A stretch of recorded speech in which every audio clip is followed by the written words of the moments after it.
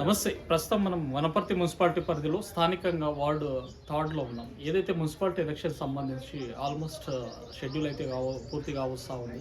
So దీనికి సంబంధించి స్థానికంగా 3వ వార్డు నుంచి సంపూర్ణంగా కాంగ్రెస్ పార్టీ బలపరిచిన 15 సో సంపూర్ణంగా 15వ వార్డు నుంచి కాంగ్రెస్ పార్టీ బలపరిచిన సౌమ్య రఘు యాదవ్ గారు అయితే మనతో ఉన్నారు. సో వారి మాటల్లోనే కాంగ్రెస్ ప్రభుత్వం అధికారంలోకి వచ్చి కూడా 2 సంవత్సరాలు పూర్తవుతా ఉంది.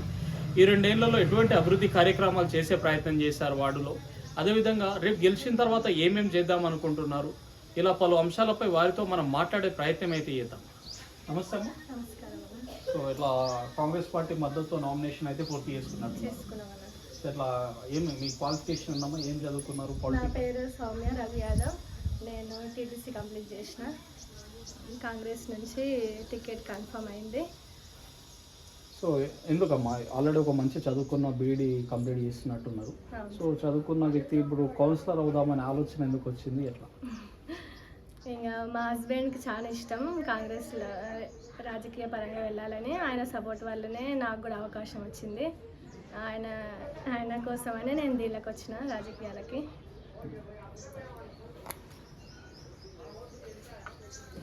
సో చెప్పండి, కాంగ్రెస్ ప్రభుత్వం వచ్చి 2 ఏళ్ళు పూర్తవుతా ఉంది. ఈ 2 ఏళ్లలో మరి మన వార్డుకు సంబంధించి ఎటువంటి అభివృద్ధి కార్యక్రమాలు చేసే ప్రయత్నం చేశారు? నమస్కారం అండి. ముందుగా నిప్పుకనిక మీడియాకు శుభాకాంక్షలు తెలుపుకుంటున్నాను. కాంగ్రెస్ గవర్నమెంట్ వచ్చి 2 ఏళ్ళు అవుతుంది. వచ్చిన మొదటి నెలలోనే ఫ్రీ బస్సు కానివ్వండి, ఈ గృహజ్యోతి పథకం కింద ఫ్రీ కరెంట్ కానివ్వండి, ఇలాంటి పథకాలు అమలు చేసింది. ఇంకోటి 2 లక్షల రుణమాఫీ కూడా చేసింది.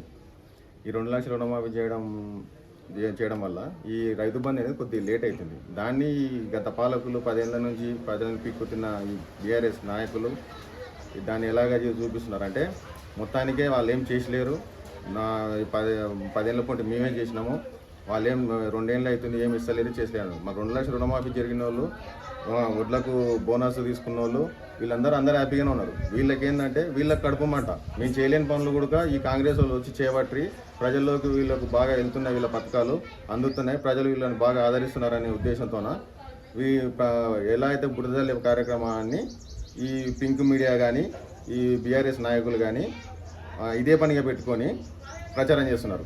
10 ఏళ్ళకెళ్ళి ఏం చేసిండ్రో ఇది చేసినాం మేమని చెప్పుకోనికే లేదు, కానీ ఈ 2 ఏళ్ళకెళ్ళి మేము ఏం చేయలేదో దాన్నే ఎక్స్పోజ్ చేస్తున్నారు, జనాల్లోకి తీసుకెళ్తున్నారు. 10 ఏళ్ళకెళ్ళి నువ్వేం చేసినావు అది చెప్పండి. మామూలుగా మనం మాట్లాడుకోవాలంటే కేసీఆర్ గారు ఏం చెప్పిండు అప్పుడు, కేజీ టు పీజీ విద్య అన్నాడు, దళితులకు 3 ఎకరాల పొలం అన్నాడు, దళిత సీఎం అన్నాడు, నిరుద్యోగ వృత్తి అన్నాడు. ఇవన్నీ ఏడా ఉన్నాయి? ఇంటింటికి ఉద్యోగం అని చెప్పిండు. ఎంతమందికి ఉద్యోగాలు ఇచ్చిండ్రు? ఇంటింటికి అందరికీ తెలంగాణలో ఉన్న ప్రతి ఒక్క కుటుంబానికి ఉద్యోగాలు ఇచ్చిండ్రా?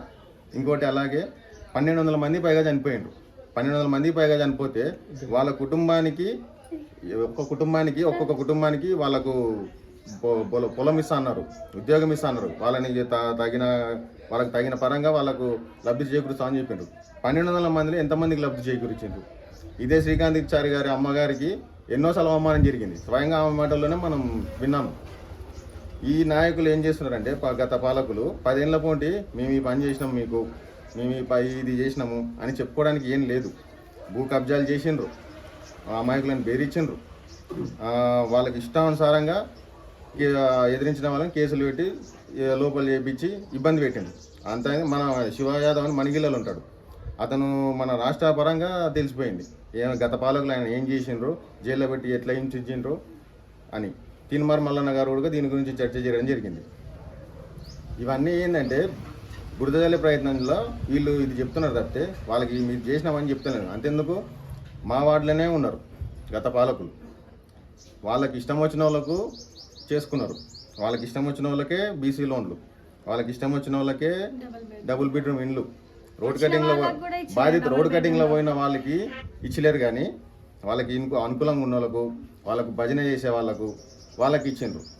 ఒకటి అక్కడ ఓ మోరి ప్రాబ్లం ఉంది, దాన్ని క్లియర్ చేయాలంటే ఎవరు అడగట్లేదు, ఏంది నువ్వు ఒక్కనే అడుగుతున్నావు, మీరు ఓటు వేసలేరు, మేము చెయ్యం, మేము మీరు వాళ్ళకి చేసిండ్రు, వాళ్ళని అడుగుపోండి, ఇలాంటి సమాధానాలు చెప్పిండు అనమాట ఎవరు స్థానిక నాయకులు. నల్లలు ఏదన్నా కూడా రిపేర్ అంటే నేను కూడా ఈ పొలిటికల్ ఫీల్డ్లకు రానేకుంటే కేవలం గత పాలకులని నేను ఓట్లు వేయించి వాళ్ళని గద్దెనెక్కించిన. అదే పాపానికి నేను ఒక పని అడుగుతా అంటే నా సొంత పని కాదు, వార్డులో బోర్ వేసిండ్రు, వాడకం వల్ల చెడిపోతుంది. అది చెడిపోయినప్పుడు ఏం చేయాలి, మళ్ళీ రిపేర్ చేయించాలి, దానికి తగిన మౌలిక వసతులు కల్పించాలి. అలా చేయకుండా నా ఇష్టం వచ్చినప్పుడు చేపిస్తా, మీరు అడిగినప్పుడు నేను చేపియాను అని చెప్పి ఇలాంటి సమాధానం చెప్పినందుకే, అరే భయ్ నేను ఓట్లు వేసి చేపిస్తే గెలిచినావు నువ్వు, నా పనే చేయకపోతే నువ్వు మందికేం పని చేస్తావు అనే ఉద్దేశంతోనే మనం ప్రజాసేవ కోసం అనేది దీనిలోకి వచ్చినాం.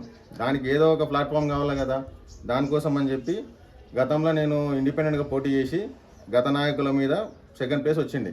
469 ఓట్లు వేసి మా ప్రజలు నన్ను ఆదరించిండ్రు. తర్వాత నేను బీజేపీలో జాయిన్ అయ్యింది. ఆ తర్వాత అక్కడ కూడా కొద్దిగా పరిస్థితులు సరిగా లేక మేఘారెడ్డి అన్న గారికి టికెట్ వచ్చిన తర్వాత చిన్నారెడ్డి గారు అందరూ పిలిపించుకొని ఈ కాంగ్రెస్ పార్టీలో జాయిన్ కావడం జరిగింది, ఆయన గెలిపించుకోవడం జరిగింది.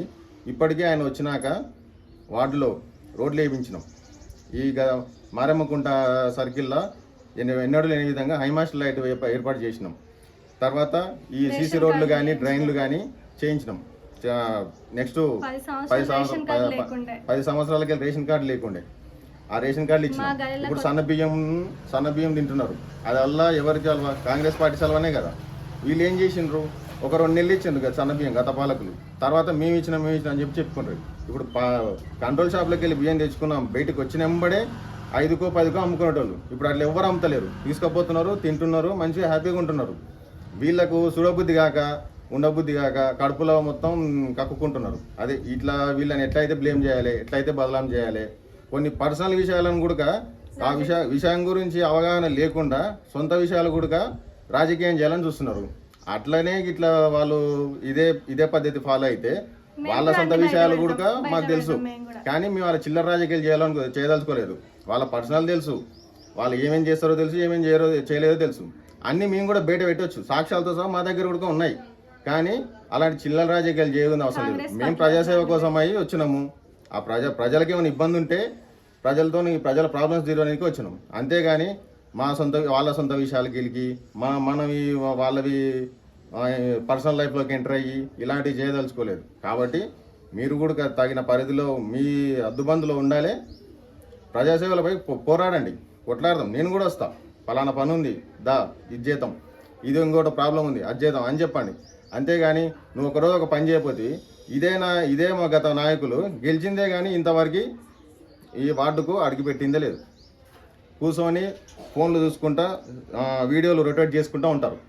అదే తప్పితే వీళ్ళకి ఏం చేత కాదు. ఒక పని అడిగితే ఆ పని గురించి చేస్తానో చేయనో తర్వాత చేస్తాను హామీ నీకు కూడా రాదు. వీళ్ళకు నేను చేస్తాను ఈ పని, నాకు ఈ పని నువ్వు నాకు ఈ ప్రాబ్లం చెప్పినావు, నీకు ఈ సమస్య ఉందని చెప్పినావు, ఈ సమస్య నువ్వు చేస్తావో చేయో తర్వాత విషయం, కనీసం చేస్తా నేను అనే హామీ ఇవ్వడానికి కూడా వీళ్ళకి చేత కాదు. ఎంతసేపు వాళ్ళ చెంచాగానంలోకి చేసుకుంటా అందరికీ చెవులిని పడతాయి కానీ పింఛన్ తీసుకుంటారు. చెవులిని పడవని ఒకడు నడుస్తాడు, బాగానే నడుస్తాడు, కానీ వానికి నేను కుంటానని పింఛన్ తీసుకుంటాడు. ఇంకోడు ఒంటరి మహిళలు అని చెప్తారు. ఇంట్లో ఇల్లు ఉంది, ఇడుపు ఉంది, మొగుడున్నాడు, సంసారం ఉంది, కానీ ఒంటరి మహిళ నాకు సుస్తయిందని చెప్పి నెలకి ఇన్ని మందులు పడతాయని చెప్పి పింఛన్లు తీసుకుంటారు. ఎంతసేపు అలాంటి వాళ్ళకే చేశారు తప్పితే అంతేందుకు మా సొంత వ్యక్తి మాకు సంబంధించిన బంధువే వాళ్ళ నాన్న చనిపోతే వాళ్ళ నాయన పేరు మీద ఉన్న పింఛన్ని ఆయన పేరు మీద మా నానమ్మ పేరు మీదకి మార్చాడంటే నీ కొడుకుని రాపో, నీ కొడుకుని వచ్చి నా కాలు ముక్కమను, నీ కొడుకు వచ్చి నా కాలు ముక్తే అప్పుడు మీ ఆయన పింఛన్ నీకు చేస్తా. మీ కూడా అప్పుడు ఆ అవతలోనికి సపోర్ట్ చేసిండు. ఇలాంటి మాటలు మాట్లాడిండ్రు, ఇలాంటి శాస్త్రాలు చేసిండ్రు. ఇలాంటి వాళ్ళకి ఏం బెదురుకునేది ఏం లేదు. మనం ముందుగడుగు చేసినాము, ధైర్యంగా ముందడుగు చేసినాం. ఇప్పుడు మేము కూడా వాళ్ళు 10 అంటే మేము 11 అంటాం. అది రాజకీయ పరంగా ప్రజల సమస్యలపై పోరాడండి, అంతేగాని వ్యక్తిగతంగా ఈ చిల్లర వేషాలు వేస్తే మాత్రము దీనికి ఎలాగా మేము ఉపేక్షించే పనులు అయితే లేము. కావాలంటే మా వార్డు సభ్యులు కూడా ఉన్నారు, ఆడపడుచులు, వాళ్ళని కూడా మీరు ఎంక్వైరీ చేసుకోవచ్చు. సార్ నా పేరు యాదగిరి. మాది రోడ్ వేడింగ్లో ఇల్లు కూలిపోవడం జరిగింది. దానికి గాను ప్రతి ఒక్కరికి డబుల్ బెడ్రూమ్ ఫ్లాట్లు అందరికి ఇచ్చారు. నేను పోయి అడిగాను, నాకు తెలియదు మున్సిపాలిటీలో అడగండి అన్నారు. మున్సిపాలిటీకి పోతే క్యాంప్ ఆఫీస్కి పోమన్నారు. అట్లా 2 సంవత్సరాలు తిరిగి వదిలిపెట్టేసేసిన. సో మొత్తానికి అయితే ఇల్లు లేరు మీకు? లేదు, రాలేదు, ఇప్పటి వరకు కూడా రాలేదు. మరి అడిగితే ఏమంటున్నారు నాయకులు? వీళ్ళని అడిగితే వాళ్ళని అడిగితే వీళ్ళను. ఎవరిని అడిగారు మీరు? నేను గత పాలకులను కౌన్సిలర్ని అడిగిన, చైర్మన్ అడిగిన, క్యాంప్ ఆఫీస్లో అడిగిన. ఇట్లా 2 సంవత్సరాలు తిరిగిన. 2 సంవత్సరాలు వాళ్ళ చుట్టే 2 సంవత్సరాలు ఇంతవరకు అందిందే లేదు. ఇంతవరకు రాలేదు. సార్ నా పేరు భాస్కర్ సార్, గట్టి మాట 15వ వార్డు కౌన్సిలర్ దగ్గర మీరు మా డబుల్ బెడ్రూమ్ వచ్చింది. అది 5 అంటే వైడింగ్లో రోడ్ వైడింగ్లో వెళ్ళేటప్పుడు ఏం హామీ ఇచ్చారు మీకు? మాకు డబుల్ బెడ్రూమ్ ఇస్తామని హామీ ఇచ్చారు. సరే రోడ్ కటింగ్ ఎవరు ఇచ్చారు? బండారు క్వశ్చన్ అయిపోయిండు. రోడ్ కటింగ్ నా ఇల్లు కటింగ్ చేయను, డబుల్ బెడ్రూమ్ కావాలని అంటే లేదు కటింగ్ అయినాక అందరిలాగా నీకు ఇస్తా అని చెప్పిండు. సరే అని చెప్పి అందరికీ ఇచ్చుకుంటూ వచ్చిండు. లాస్ట్ వీక్గా నాకు ఆ పక్కల యాద్ అనే ప్లాన్ ఉన్నాడు, యాదగిరి అనే బాబు. ఆ ప్లాన్ నేను కలిసిపోయి అడిగినాం, ఇంటి ముందర డ్రైనేజ్ చేసి ఆపలేకపోతే మీరే ఎవరు లంచోగ్రహం నా ఇష్టం అంటే నీ ఇస్తాం మీకు ఇయ్యను పో అని నన్ను యాద్ అనే ప్లాన్ని వ్యతిరేకంగా చాలా మాట్లాడిండు. తర్వాత నా ఏదో మనసులో పెట్టుకొని అది డబుల్ బెడ్రూమ్ ఇయ్యను పో అన్నాడు. మళ్ళీ ఓ రోజు ఉండి ఎందుకని అట్లా చేస్తున్నావు అని దగ్గర పోయి ఆయన ఇంటి దగ్గర అడిగిన. అడిగితే కూడా 10,000 లంచం ఇస్తా అన్నాడు. సరే నేను కూడా ఏంది ఏ లెక్కలు ఇలా అందరైతే ఏమి ఇస్తారు పైసలు లంచం ఇట్లా నేను ఏ లెక్కలు ఇవ్వాలని చెప్పి 10,000 ఇస్తే డబుల్ బెడ్రూమ్ ఇస్తామన్నారు. లాస్ట్ ఉంటే మా ఇంట్లో కూడా అడిగారు. అంటే సరే 10,000 కూడా ఇస్తామని అట్లా కూడా ఒప్పుకున్నా. అంటే ఇవన్నీ డబుల్ బెడ్రూమ్ నీకు ఏ వర్క్ ఎప్పుడో చెప్పుకో అన్నాడు. లాస్ట్కి అట్లయితే మంచిగా రిక్వెస్ట్ చేసిన, ఇవ్వలేదు. లాస్ట్కు కమిషన్ పోయినా మీ వాడే కౌన్సిలర్ కట్టించుకున్నప్పుడు మేము మాకు తెలియదు బాబు అని వాళ్ళు అన్నాక మేము చక్కగా వచ్చేసాం. రీసెంట్గా చిన్న ఒక పొరపాటు జరిగింది, డ్రింక్ చేసినప్పుడు నాకు పొరపాటు జరిగింది. దానికి పోలీస్ స్టేషన్ 4 రోజులు కూర్చోబెట్టి ఇష్టం అన్నట్లు కొట్టించారు. కొడుకు ఇంటికాడికి వచ్చి డబుల్ బెడ్రూమ్ అని చాలా మొత్తుకుంటా ఇంటి ముందరకు వచ్చి అది అని చాలా ఇన్సిడెంట్ ఎప్పుడు జరిగింది? ఇది దాదాపు ఒక 6 నెలల కిందట 6 నెలల కింద జరిగింది. కరెక్ట్ 6 నెలల కింద జరిగింది. ఇష్టం ఉన్నప్పుడు 2 రోజులు స్టేషన్లో పెట్టించి పోలీసులతో 4 కోటింగ్ ఇచ్చింది నాకు. ఆ పోలీసులు ఇప్పుడు కూడా ఉండరు డ్యూటీలో. ఇప్పుడు అది నా మాట, అది మాది, ఇది మాత్రం ఇంకొక జరిగింది. ఈ మొన్న కూడా అప్పుడు కూడా అడిగిన మసాలా అడిగిన రిక్వెస్ట్ చేసిన, అక్కడ కూడా 10,000 కూడా ఇస్తాను. ఇయ్యను పోయి ఏమని చెప్పుడో చెప్పుకోమంటాడు. ఇంటి ముందర పోతుంటే కూడా చాలా ఓవర్గా మాట్లాడతారు. నువ్వు మా వాళ్ళంటే ఇంత కాంగ్రెస్ వాళ్ళు తిరుగుతావా, మా ఇంట తిరిగా అంటే అలా నేను చిన్నప్పటి నుంచి కాంగ్రెస్ ప్రభుత్వంలో నేను తిరిగినోని అది చెప్పిన. వాళ్ళ భార్య వచ్చి కూడా చాలా డిమాండ్ వచ్చి ఇంటి ముందర మాట్లాడుతుంది. నువ్వు ఇంటికి వచ్చి నామినేషన్ పోతే అంతవరకే నువ్వు క్యాజువల్గా మాట్లాడే కానీ నువ్వు రావాలి మాకు వేయాలని ఆ దౌర్జన్యం చేయాలి అవసరం నీకు లేదు. నా ఇష్టం ఉంటే తిరుగుతాను. నాకు ఎవరు మంచిగా అనిపిస్తే నాకు మంచిగా ఎవరు పనులు చేస్తే నాకు వాళ్ళంటే తిరుగుతాను. అంతేగాని ఇక నేను ఇన్ని రోజులు కాంగ్రెస్ ప్రభుత్వంతో తిరిగి మళ్ళీ వచ్చి పార్టీ వేరే చేంజ్ అంటే మన ఆ జెండా పెట్టడం కానీ మన పుట్టుకోవడానికి మాకు అదే రకం అని చెప్పిన. ఆ యాదన పిల్లాన్ని కూడా మా పక్కన ఉన్నాయి, మా ఇంటి పక్కన యాదవ్స్ పిల్లాడే, ఇద్దరిని కూడా యాదవ్స్తే. ఆ పిల్లని కూడా ఇష్టం ఉన్న మాట్లాడమంటే మా ఇద్దరు ఇంటి ముందు డ్యానేజ్ జేసీపీ తీసుకుంటే ఆపితే కూడా ఇద్దరిని ఇష్టం ఉన్నట్లు వాళ్ళ భార్యని మా భార్యని ఫాదర్తో సహా ఇష్టం ఉన్నట్లు మాట్లాడారు. దానివల్ల డబుల్ బెడ్రూమ్లో మాకు ఇది అయిపోయింది. ఆయన వేరులకు ఇది చేసేసింది. అంతే. జరగబోయే మున్సిపల్ ఎన్నికల్లో ప్రజలు గత 10 సంవత్సరాల పాలన చూసిండ్రు. తర్వాతనే వాళ్ళని చూసిన తర్వాత వీళ్ళు మాకు వద్దు అని గద్దె దింపిండ్రు. ఇప్పుడు కూడా గ్రామ పంచాయతీలో కూడా మొన్న జరిగిన ఎలక్షన్లో కూడా కాంగ్రెస్ పార్టీకి పట్టం కట్టిండ్రు. వాళ్ళు ఎవరినైతే ఎన్నుకోవాలనో వాళ్ళనే ఎన్నుకున్నారు. వాళ్ళకు ఎవరితోనైతే న్యాయం జరుగుతుందో వాళ్ళనే ఎన్నుకున్నారు. ఇప్పుడు మున్సిపల్ ఎన్నికల నగారం మోగింది. 15వ వార్డు నుంచి కాంగ్రెస్ పార్టీ తరఫున మా భార్య గారు నిలబడ్డారు, సౌమ్య గారు. కాబట్టి మీరు గత పాలకుల పనితనం చూసిండ్రు, గత 10 ఏళ్ళ పరిపాలన చూసిండ్రు. ఇప్పుడు జరగబోయే ఎలక్షన్లో మీరు ఆలోచించి ఓటు వేసే అవకాశం మీకు వచ్చింది. మీరు ఆలోచించి ఓటు వేసి మీకు న్యాయం చేయగలుగుతాడు అనే వ్యక్తిని ఎన్నుకోండి. కాబట్టి నేను ఒకటే చెప్పదలుచుకున్నా, 10 ఏళ్ళు వాళ్ళని అవకాశం ఇచ్చిండ్రు, వాళ్ళ పనితనం చూసిండ్రు. ఒక అవకాశం ఇవ్వండి, మేము కూడా పని చేసి చూపిస్తాం.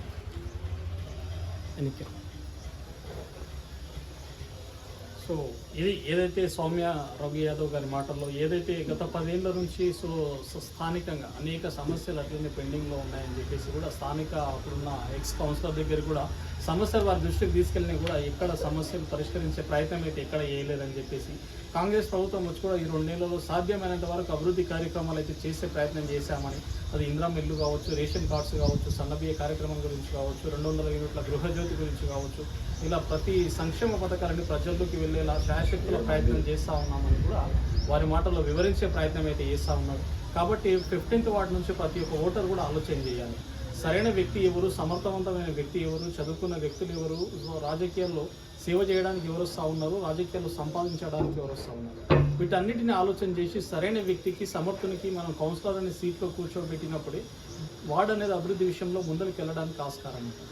ఏ చిన్న ఏమరపాటు ప్రయత్నం చేసినా మరొక 5-6 సంవత్సరాలు అనేది వార్డు అభివృద్ధి విషయంలో వెనక్కి వెళ్ళడానికి ఆస్కారం ఉంటుంది. మరీ ముఖ్యంగా అధికార పార్టీ మద్దతు ఉన్న వ్యక్తులకు మనం మద్దతు ఇచ్చినప్పుడే వార్డు అనేది అభివృద్ధి విషయంలో ఇంకా ముందరికి వెళ్తుంది. సో కాబట్టి 15th వార్డు నుంచి ప్రతి ఒక్క ఓటర్ వీటన్నిటిని ఆలోచన చేసి సరైన వ్యక్తిని సమర్థుని కౌన్సిలర్ సీట్లో కూర్చోబెట్టి వార్డు అభివృద్ధి విషయంలో ప్రతి ఒక్కరు తోడ్పాటును అందిస్తారని కోరుకుంటాను. థ్యాంక్ యూ వెరీ మచ్ అన్న. మాట్లాడారు ఇందిరమ్మ ఇల్లు కూడా 27 మంది లబ్ధి పొందింది. వాళ్ళు కూడా అందరికి బిల్లులు పట్టింది. అది మర్చిపోయినా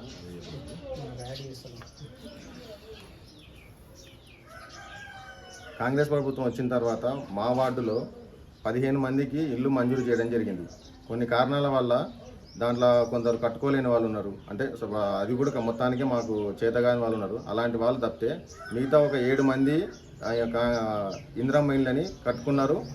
మేము మొత్తానికి చెట్టు పడ్డది, వాళ్ళ ఇల్లు మొత్తం కంప్లీట్ అయింది. అందరికీ సకాలంలో బిల్లులు చెల్లించినారు, కాంగ్రెస్ ప్రభుత్వం చెల్లించింది. ఇప్పుడు ఒకటి లాస్ట్ బిల్లు ఒకటి పెండింగ్ ఉంది. ఆ వర్క్ మొత్తం కంప్లీట్ అయినాక ఆ బిల్లులు కూడా తొందరలోనే పడతాయని మాకు ఎమ్మెల్యే గారు చెప్పడం జరిగింది. అదే విషయం కూడా మేము లబ్ధిదారులకు వివరించడం జరిగింది. ఈ విషయాన్ని కూడా జనాలు సంతోషంగా హర్షం వ్యక్తం చేస్తున్నారు. 15వ వార్డు ప్రజలు లబ్ధి పొందిన వ్యక్తులు.